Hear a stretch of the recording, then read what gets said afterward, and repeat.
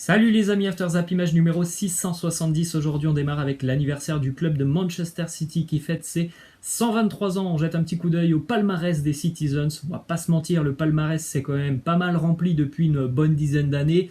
Et le rachat du club, je crois que c'était à peu près dans les années 2010, peut-être un petit peu avant le rachat du club de Manchester City, qui a donc changé de dimension. C'est devenu l'un des clubs les plus riches au monde, aussi sportivement. Ils ont eu vraiment de très très grands joueurs depuis une bonne dizaine d'années, donc c'est devenu tout simplement l'une des meilleures équipes au monde. 4 premières ligues remportées sur les 10 dernières années, beaucoup de coupes d'Angleterre, de coupes de la Ligue anglaise, énormément de trophées donc remportés par City depuis une bonne dizaine d'années, même si ça reste un club qui a une vraie histoire du côté de l'Angleterre en plus de 120 ans d'existence. D'ailleurs, petite info, c'est Sergio Agüero, l'Argentin, qui est le meilleur buteur du club avec 252 buts marqués. Évidemment, l'objectif de City, c'est de gagner la Ligue des Champions. Il court après déjà depuis maintenant une bonne dizaine d'années. Ensuite, autre anniversaire, c'est l'attaquant de l'Olympique de Marseille, Valère Germain, qui fête aujourd'hui ses 30 ans. Valère Germain sera libre de tout contrat en 2021, donc il pourrait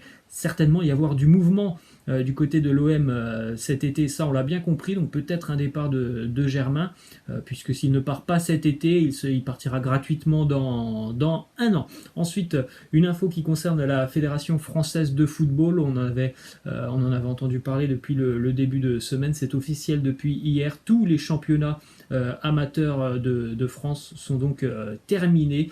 Il ne reste plus que le national, la Ligue 2 et la Ligue 1, sinon toutes les autres compétitions, futsal féminine et bien évidemment le foot masculin sont donc terminées. Ensuite, quelques infos du côté de l'Olympique lyonnais, puisque selon deux médias turcs, l'OL serait intéressé à l'idée de faire signer Luis Gustavo, le Brésilien, ex-joueur de l'Olympique de Marseille. Ça fait beaucoup parler d'ailleurs les supporters marseillais qui n'aimeraient vraiment pas voir Luis Gustavo porter le maillot de l'Olympique lyonnais.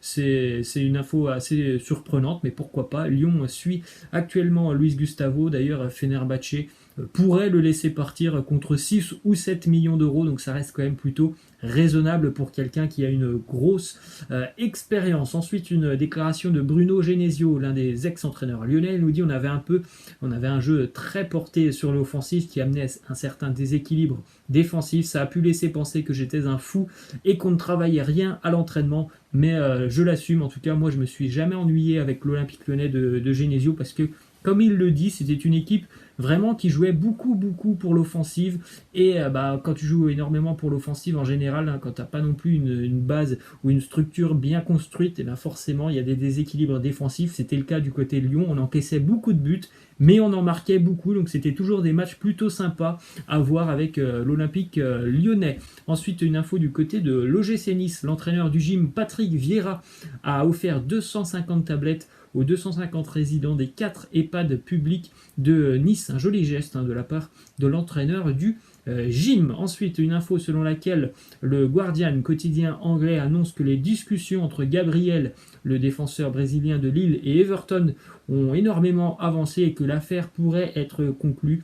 On parle d'une indemnité de transfert de 34 millions d'euros, donc un joli chèque normalement en prévision pour le LOSC. On poursuit les amis avec quelques infos du côté du Paris Saint-Germain. Déjà le Hertha Berlin qui a toujours en tête de rapatrier Julian Draxler. Les discussions auraient eu lieu entre le clan Draxler et l'équipe allemande, avec déjà une offre de contrat qui a été transmise à Draxler.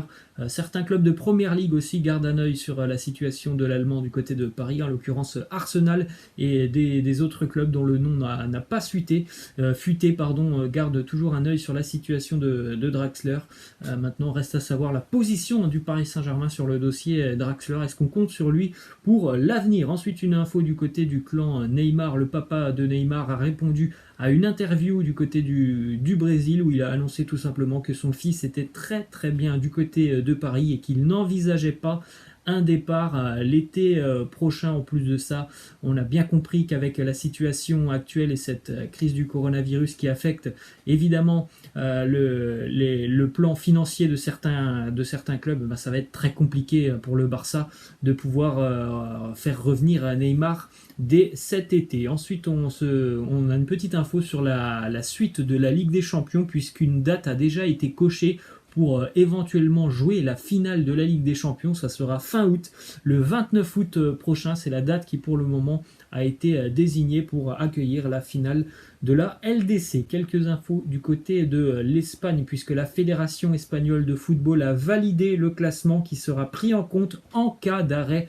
de la Liga pour l'attribution des places européennes. On aurait donc en Ligue des Champions le Barça, le Real Madrid, le FC Séville ainsi que la Real Sociedad, et puis on retrouverait en Europa League Retafe, l'Atlético Madrid. Ça, je pense que pour l'Atlético financièrement, si le championnat ne va pas au bout, ça va être un gros coup dur de ne pas être en Ligue des Champions. Et puis Bilbao. Ensuite, une info et une petite statistique sur Lionel Messi, qui est le seul joueur à avoir réussi à marquer 2 buts contre Jan Oblak en dehors de la surface de réparation en Liga. Bon, Jan Oblak, on va pas se mentir, c'est l'un ou le meilleur gardien déjà depuis quelques années au monde. Évidemment, c'est vraiment un chat sur sa ligne, donc évidemment, c'est pas surprenant de voir ce genre de statistiques. Il n'y a que les meilleurs qui peuvent battre les meilleurs. Et forcément, Léo Messi est le seul joueur donc qui a réussi à le battre 2 fois en dehors de la surface de réparation. D'ailleurs, une statistique un petit peu du même genre sur le Real Madrid cette année. Le Real est la seule équipe de Liga à n'avoir encaissé aucun but depuis l'extérieur de la surface de réparation. Donc là aussi, c'est certainement lié à l'organisation défensive du Real ainsi qu'à son gardien Thibaut Courtois, qui a conservé beaucoup de clean sheets cette saison. On se dirige maintenant vers l'Angleterre avec une déclaration de Bruno Fernandes, l'international portugais, le milieu de terrain qui est arrivé il y a quelques mois du côté de Manchester. Il nous dit: je suis venu à Manchester pour gagner des titres, la Première Ligue, la Ligue des Champions, tout. Je veux que les joueurs aient faim de titres et de tout. Je pense vraiment que c'est un joueur clé pour Manchester United, même si ça fait quelques mois qu'il est là. On a bien compris l'importance qu'il pouvait avoir dans le jeu des Mancuniens. Je pense qu'on peut vraiment bâtir une équipe avec Bruno Fernandes du côté de Manchester United. Je pense que l'avenir peut être radieux si on recrute intelligemment du côté de Man U. Ensuite, une petite image assez sympa, c'était hier du côté d'Old Trafford. On a enlevé quelques lettres au panneau lumineux qui affiche devant Old Trafford Manchester United pour laisser les lettres NHS comme National Health Service, le service de santé de Grande-Bretagne. Plutôt sympa cette image. Ensuite, autre info du côté de Tottenham, on réclame à peu près 29 millions d'euros pour le naming du stade. Actuellement, le nouveau stade de Tottenham porte tout simplement le nom de Tottenham Hotspur Stadium. Évidemment, le naming, ça peut rapporter gros, donc Amazon et Nike semblent être intéressés par l'idée tout simplement d'associer le nom de leur marque au stade des Spurs. On poursuit les amis avec cet échange entre Francesco Totti et Fabio Cannavaro, puisque Totti lui a dit: je te le dis, Gianluigi Buffon veut jouer jusqu'à 50 ans, il peut encore jouer 1 ou 2 saisons, de toute façon il est simplement gardien remplaçant du côté de Turin. Les deux se sont quittés évidemment sur un énorme fou rire. Autre déclaration d'un ex-joueur italien, c'est Marco Materazzi qui est revenu donc sur le coup de boule de Zinedine Zidane en 2006 lors de la finale de la Coupe du Monde. Il nous dit: Zidane, il a été protégé par tous les Français. Moi, j'ai été fracassé par mes propres compatriotes. Pour moi, ce ne sont pas de vrais Italiens. Alors bon, je pense que les Italiens ne lui ont peut-être pas pardonné son comportement sur le terrain, mais il ne faut pas oublier que l'Italie, si elle est championne du monde, c'est aussi en grande partie grâce à lui. On se souvient de son but, Marco Materazzi. Donc oui, c'est sûr que son comportement, c'était pas beau, ce qu'on a vu sur le terrain, mais s'il ne marque pas ce but, peut-être que les Italiens seraient encore avec 3 étoiles sur leur maillot. On continue avec cette info qui concerne Sepp Blatter, qui était donc un ancien président de la FIFA jusqu'en 2015 ou 2016, me semble-t-il. Il propose d'attribuer l'organisation du Mondial 2022 aux États-Unis au détriment du Qatar, puisque pour lui, c'est Nicolas Sarkozy qui a fait changer d'avis Michel Platini, qui comptait voter pour les États-Unis sur son vote après un déjeuner entre les deux hommes, et visiblement que Nicolas Sarkozy aurait rencontré un petit peu avant, des semaines avant, des personnes haut placées du côté du Qatar. Donc bon, on a tous toujours compris et su qu'il y avait quand même eu des choses un petit peu étranges dans l'attribution du mondial 2022 au Qatar. On va terminer les amis avec cette question de fin qui est plutôt sympa. Vous avez plusieurs images de frères qui sont donc allés au plus haut niveau, là, comme par exemple on a les frères Touré, les frères Boateng, les Dos Santos, Neville, Ferdinand, les frères Hazard évidemment, hein, les frères aussi Hernandez. Bref, laissez-moi en commentaire quels sont pour vous les meilleurs duos de frères qu'on a pu voir au plus haut niveau. Vous pouvez en choisir allez,